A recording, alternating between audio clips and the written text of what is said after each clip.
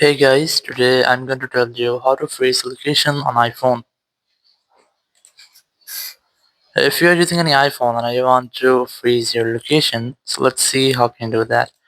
You just have to simply open your settings app here, and to freeze location, you have very ways. The very first way, you can try to disconnect from your internet, or you can also try to disable your location settings, or you can try to disable your sharing location and just for Find My. So the very first thing, you can go to general, go to software update, and just try to update your software.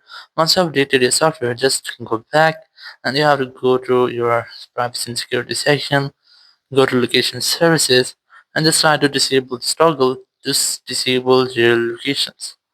Once you have disabled your locations, your iPhone will not your access to your location anymore.